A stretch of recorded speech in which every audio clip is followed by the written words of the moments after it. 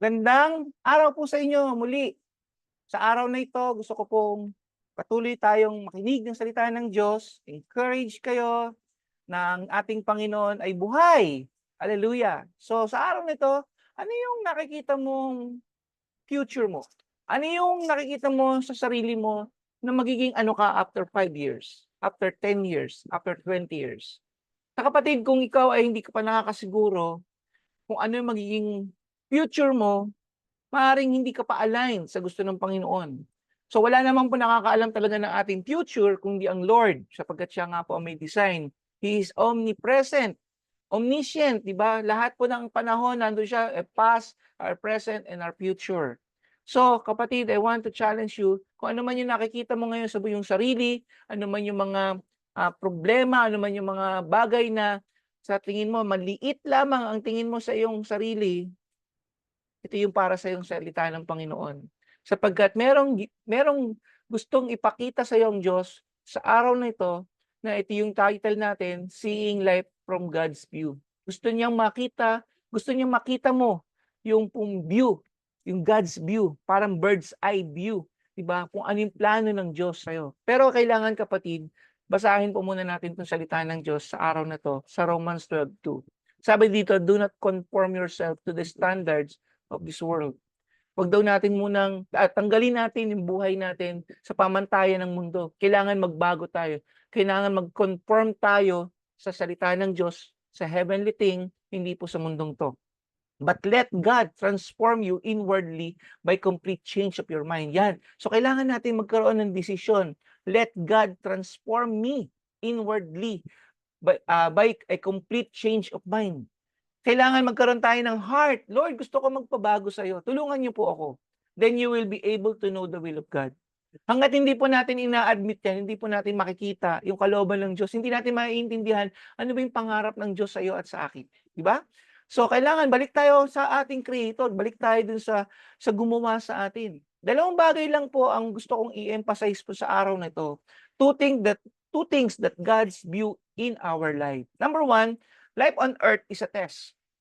Yes, may pinagdadaanan ka, araw-araw naman may pinagdadaanan tayong problema.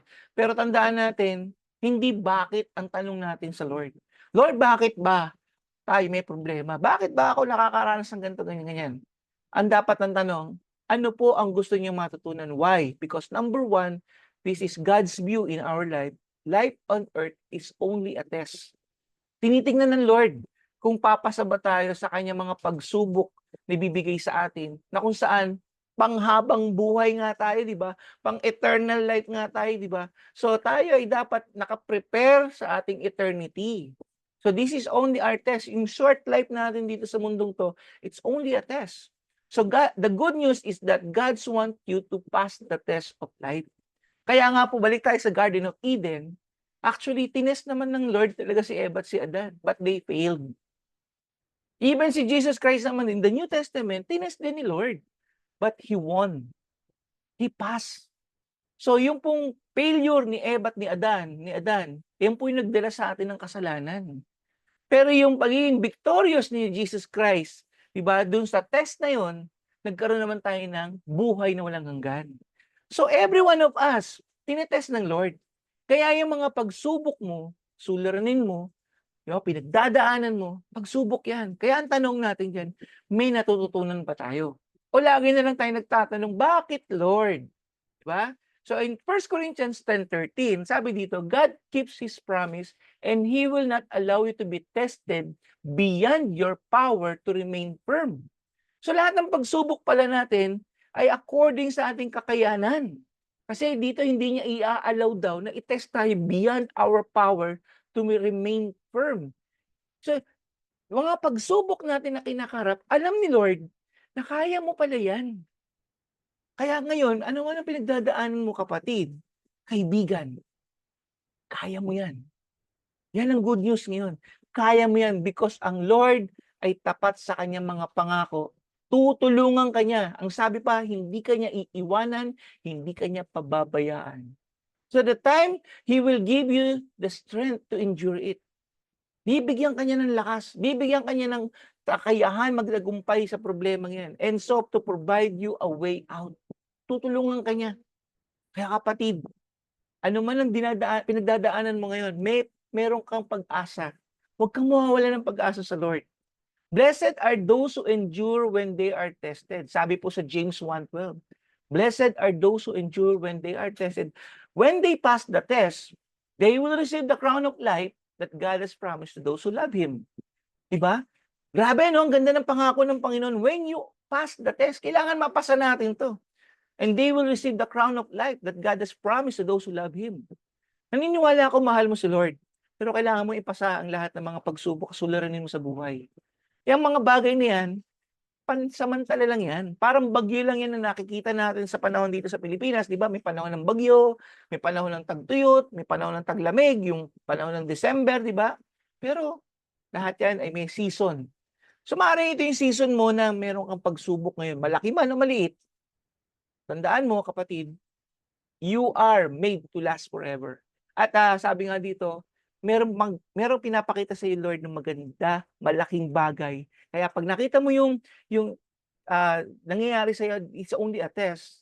Magbabago ang iyong pananaw because you have to be transformed ng iyong pag-iisip. Di ba? So, number 2, sabi dito, life on earth is a trust. Bukod sa testing, pinagkakatiwala lang. So, ikaw ba ay katiwa-tiwalang tao? Madali ka bang pagkatiwalaan? Sa maliit at sa malaking bagay.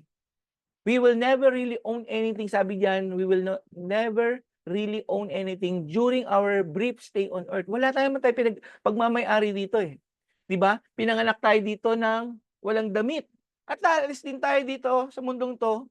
Ay, may nakalibing tayo, may damit, pero aalis tayo sa mundong 'to nang babalik tayo sa lupa.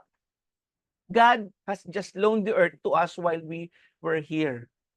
Pinahiram lang ng Panginoon ang mundong ito sa atin. Kaya ano man meron ka, kapatid, hindi yan sa'yo, kay Lord yan. Ano man yung pinaghirapan mo, hindi yan sa'yo, kay Lord yan. Iiwan mo rin yan. Diba? So, ang sa akin lang, kailangan mong ibigay yan kay Lord. Lord, itong napaghirapan ko, tulungan niyo ako paano ko to ibibigay sa'yo. So, ito po ay kailangan niyo maintindihan para po magkaroon tayo ng pag-iisip na tama. Sabi dito, the world and all that is belong to the Lord. Everything on earth belongs to God. The earth and all who lives in it are His. Sabi po yan sa Psalms 24 verse 1. Sa Lord lahat yan. In 1 Corinthians 4:2, sabi dito, those who were trusted with something valuable must show they are worthy of that trust. So kung ikaw ay pinagkakatiwalaan ng ibang tao, at ngayon naman, kayang-kaya mo rin pagkatiwalaan ka ng Panginoon, you are worthy, kapatid. So, kailangan, ano yung pinagkakatiwala sa iyo ng Panginoon? Pamilya mo, trabaho mo. Diba? Pinagkatiwalaan ka ng Lord sa ministry mo sa church. Pinagkatiwalaan ka ng Lord dun sa yung mga talent mo, yung skills mo. Pinagkatiwalaan ka ng Lord sa talino mo. Gamitin mo yan para kay Lord. If you are you are not worthy dito sa mundong to, ibig sabihin worldly wealth, paano kanya pagkakatiwalaan sa totoong kayamanan ng langit? Sabi po yan sa Luke 16 verse 11. So kailangan natin matutunan na pagkatiwalaan tayo ng Panginoon kahit sa maliliit na bagay. Kaya kailangan kung ano man meron ka ngayon, pinagkakakitaan ka man, kapatid, bigay mo yung para sa Lord yung 10% mo. Huwag mo ipagdamot yan. Kasi kay Lord naman lahat, di ba? So, huwag tayong madamot, huwag tayong kuripot, huwag nating i-hoard yung mga bagay-bagay, i-share natin sa iba, ibigay natin yung para kay Lord. Sabi sa Luke 16 verse 10, unless you are faithful in small matter, you won't be faithful in large one. So, tinetest ka nga in small things. If you treat everything as a trust, God promises 3 rewards in eternity. Number 1 promise in eternity is the affirmation. Ipapakilala ka, i-announce ka, i-affirm ka na ikaw ay trustworthy person. Ipopromote ka ng Lord, bibigyan ka niya ng mas marami pa. At isi-celebrate yan. Kaya nga doon sa parable of the talents, may celebration. Di ba? So sabi doon sa Matthew 25 verse 21, this is our last verse, well done, good and faithful servant, you have been faithful in few things, I will put you in charge of many things. Come and share your master's happiness. Sa verse na ito, makikita niyo po yung affirmation, promotion, and celebration. So kapatid, ang challenge ko sa iyo, lahat ng bagay dito sa mundong 'to ay sa Lord. So, kailangan makita mo yung plano ng Panginoon na higit pa sa mundong ito ay para sa'yo at para sa'kin. Amen? So, we are made for eternity. Hallelujah. So, let's pray po. Hallelujah. Heavenly Father, we thank you, Lord, na kami po ay dumadaan lamang sa pagsubok. Dumadaan lamang kami, Panginoon, ng pagtetest mo para makita mo kung kami karapat-dapat. Salamat po, Lord, na pinagkatiwalaan niyo po kami ng pamilya, ministry, kayamanan, o anumang bagay na meron kami ngayon. Salamat po. At patuloy niyo makita niyo sa aming buhay na kami po ay napapagkatiwalaan niyo sa maliliit. Salamat po dahil meron kang plano pa ng higit pa in the future, Lord, na kami po ay magmamanage din ng mas malalaki pa, Lord God, because we are living, Lord God, in the life of eternity, Panginoon. Kaya po, Lord, i-train niyo po kami habang nandito kami sa mundong ito na maging trustworthy kami, na tunay nga na ito yung makita namin that there are more to come sa buhay po namin. Thank you, Lord, for this word in Jesus' mighty name. So God bless you, kapatid, at pagpalain ng iyong araw.